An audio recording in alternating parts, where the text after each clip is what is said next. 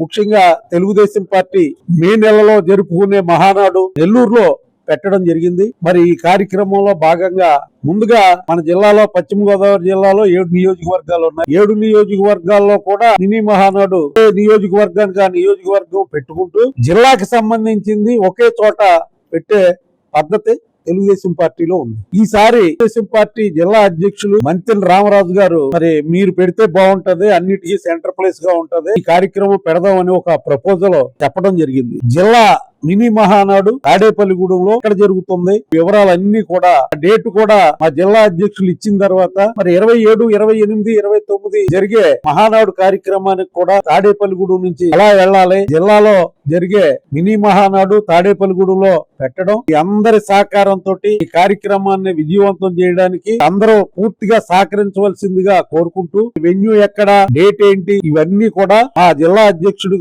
ఒక రోజు ఇక్కడికి వచ్చి ప్రెస్ మీట్ పెట్టేలా ఏర్పాటు చేయిస్తానని చెప్పి తెలియజేసుకుంటూ